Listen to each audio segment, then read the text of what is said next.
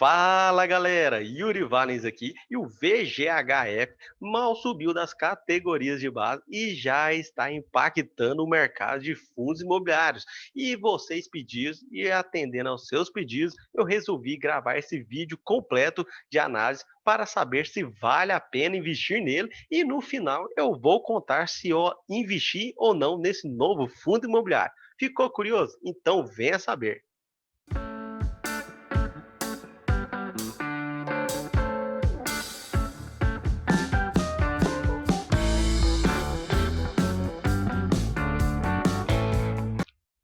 Galera, aqui está a minha tela com vocês. E antes de partir para a análise desse fundo imobiliário, eu quero fazer um pedido muito especial. Se inscrevam no canal e deixem o seu like, porque esse fundo imobiliário deu trabalho para fazer a sua análise e vocês vão entender logo adiante. Então já clica aí no botãozinho de se inscrever, assine o sininho e também já deixa o seu like para fortalecer o nosso trabalho aqui no YouTube.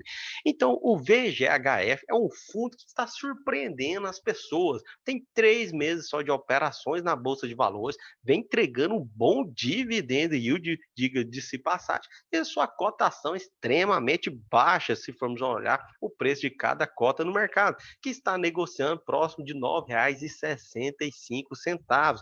Então, um valorzinho que até então é acessível para qualquer tipo de pessoa.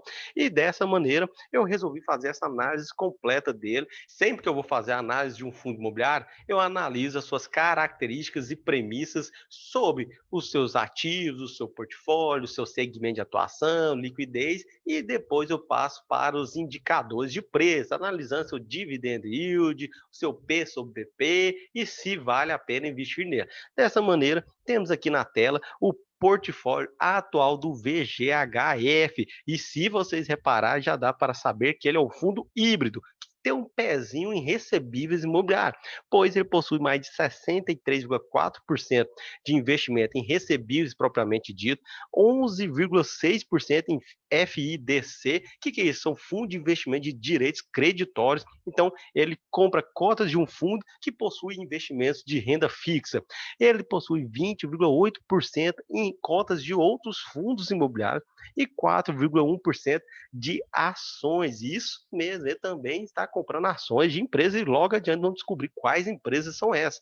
E a alocação por estratégia, ele possui 86,7% alocado na estratégia de renda e 13,3% na estratégia de valor, ou seja, ganhar dinheiro através do famoso ganho de capital, fazendo operações de swing ou até mesmo de day trade. E a divisão do seu portfólio atual está em 13 recebíveis imobiliários, 5 fundos de investimento de direitos creditórios, 18 fundos imobiliários diferentes, 5 empresas, e essas empresas estão listadas na nossa querida Bolsa de Valores, e 3 SPS, que são aquelas sociedades de propósito específico, que geralmente são montadas para fazer um empreendimento específico e depois que a realização daquele empreendimento, as suas vendas, eles encerram essas empresas.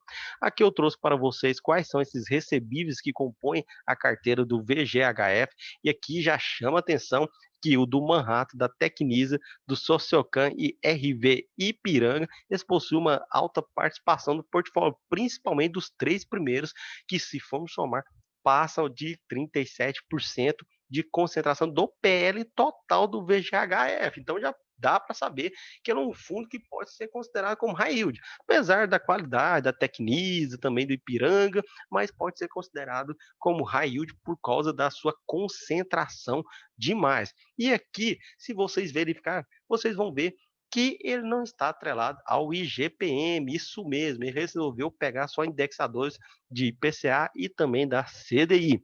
Partindo agora para os fundos imobiliários que compõem a carteira dele, temos aqui o RBRL, que é da RBR, que é logístico, temos o QNIP, o BARI, o CVBI, o MGCR, o BTCR do BTG, KNCR é difícil um fundo não ter cotas dele, viu?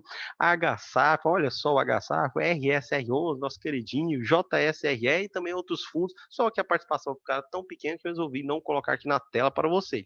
E a maior concentração, então, da RBRL, e tem que acompanhar de perto as operações desse fundo, pois se der algum problema lá, podemos sentir um pouco aqui no bolso dos nossos rendimentos através desse peso do VGHF nele.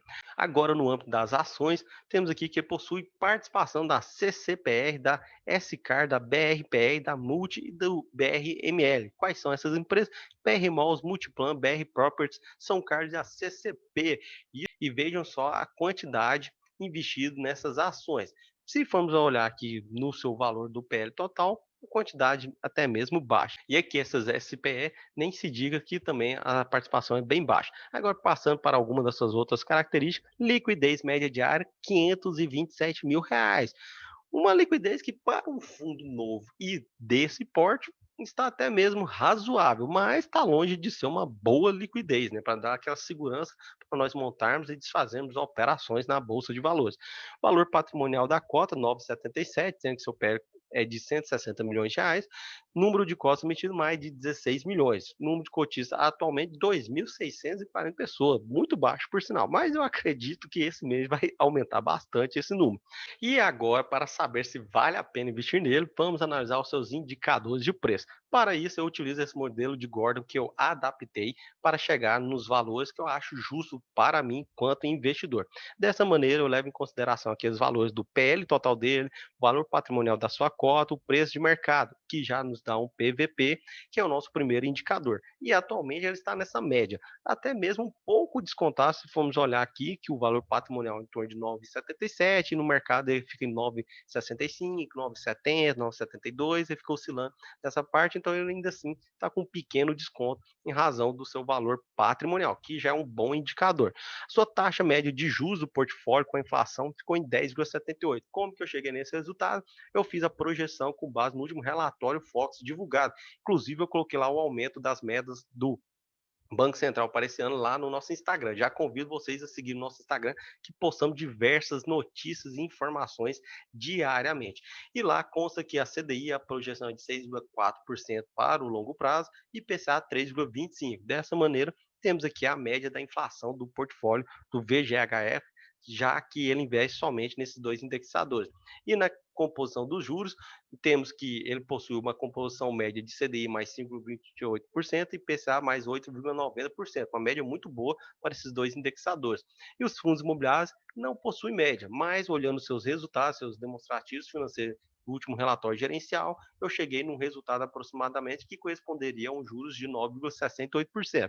Dessa maneira, podemos partir do pressuposto, e aqui já fica a primeira observação de que análises são sempre subjetivos, parte do pressuposto que possui essa remuneração do seu PL total, que corresponderia a uma receita anual de quase 17 milhões, uma receita mensal de 1,6 milhões. Mas calma, chegamos nesse resultado porque ele também mexe com operações de trade. Lembra daquelas ações que ele possui no seu portfólio? Pois bem, ele faz alguns trades no mercado secundário que leva a resultados positivos. Seu último resultado foi muito superior a esse, mas eu joguei uma média um pouco mais para baixo, pois nem sempre dá para acertar o boom do mercado. Dessa maneira, cheguei nesse simulado de que seu dividend yield para o longo prazo ficaria próximo de 10,46%, um excelente dividend yield também, o que daria um pagamento médio mensal de 0,085 centavos, ou seja, alguns meses vão vir 8 centavos, outros 9 para pegar e fazer esse reajuste. E para saber se vale a pena, agora eu utilizo algumas premissas que ele está sujeito a riscos, né? Risco de crédito. Eu coloquei um risco de crédito do VGHF bem baixo, porque não tem exposição a IGPM, nem outro índice, nem pré-fixado. A única exposição que ele possui é IPCA e CDI, que atualmente eles estão bem abaixo do que se formos comparar ao IGPM. Então, o seu risco de crédito, que é os seus devedores ficarem inadimplentes, é até mesmo um pouco mais baixo do que dos demais fundos imobiliários. Risco de liquidez, a liquidez dele é baixa, então qualquer um risco um pouco mais elevado. Risco de mercado, sempre coloco um porque ele é um ativo de renda variável, então está sujeito às volatilidades. Risco de diversificação, seu portfólio, se formos olhar as estruturas, ele possui fundos imobiliários, ele possui ações, ele possui SPS, ele possui FDIC, ele possui recebíveis imobiliários, então ele é bem diversificado na quantidade de ativos. Eu até mesmo brinco e faço uma analogia que ele é um fundo imobiliário que parece quase um fundo multimercado, porque está tentando investir em tudo quanto é segmento que existe aqui dos próprios fundos imobiliários. Só que o que ocorre, ele possui aquela concentração naqueles 3 recebidos que passa de 37%. Por isso, coloquei um risco maior na sua diversificação. Risco de pré-pagamento é quando ele possui uma taxa de juros ou um indexador da inflação que está bem estourado, no caso do IGPM, aí o devedor resolve efetuar o pré-pagamento daquela dívida para contrair uma dívida mais barata depois junto com outro credor. Então eu coloquei esse risco menor para ele, já que ele não tem IGPM no seu portfólio. E chegamos aqui no resultado final, acrescentando o IPCA mais 2035, que seria aquela NTNB, que seria o nosso investimento livre de risco aqui do Brasil. IPCA projetado para o futuro, 3,25, e os juros atuais na data de gravação desse vídeo estão em 4,20%. Dessa maneira, chegamos que o desconto do VGHF deveria ser de 10,40%, ou seja, o mínimo que você deve receber desse fundo imobiliário é 10,40%. E com base nisso, ele chega num potencial upside de 0,53% nessa análise minha. Por isso, eu resolvi comprar esse fundo imobiliário na data de gravação desse vídeo e efetuei a compra em R$ 9,66. Agora, cabe fazer algumas considerações aqui nesse vídeo. O primeiro delas é que é um vídeo de análise subjetiva, pois eu utilizei critérios pessoais e próprios que eu considero na análise e no valuation dos fundos imobiliários. E, além disso, outra observação que eu coloco que é muito importante é que, nesse tipo de análise, tentamos fazer alguma análise futura para investimentos de longo prazo, utilizando dados presentes. Dados presentes, a meta do Bacen é que o IPCA esteja em 3,25% e a Selic em 6,5%. Mas, se formos olhar, atualmente o Tesouro está pagando IPCA mais 4,20%. E já vimos que em outras ocasiões, com a inflação mais controlada e os juros também, os juros do Tesouro IPCA acaba sendo menor do que os juros que está atualmente. O que, se formos fazer esse ajuste que vamos supor, subtrair 1% de juros lá do Tesouro, vocês podem verificar que isso tem um grande impacto aqui no valuation e na análise do nosso fundo imobiliário. Mas eu gosto de analisar aqui a critério mais cético para ter aquela margem de segurança que o Benjamin Graham prega. E dessa maneira eu cheguei nesse resultado e é o valor que eu estou disposto a efetuar de pagamento para esse fundo imobiliário. Então comentem para mim se vocês já são cotistas, se vocês estão interessados nesse fundo. Se vocês gostaram desse vídeo, deixe o seu like, porque deu muito trabalho para fazer essa análise aqui, todo o seu portfólio, as suas características e chegar nesse resultado para vocês. Se inscreva no canal, compartilhe o vídeo e nos vemos no próximo vídeo. E pessoal, agora nós temos aqui na tela final o nome dos padrinhos e madrinhas que estão apadrinhando o nosso canal. Fica aqui o nosso enorme agradecimento para essas pessoas que vêm apoiando nossos trabalhos a cada dia. E caso você tenha interesse em também se tornar um padrinho aqui do canal, basta acessar o link da descrição desse vídeo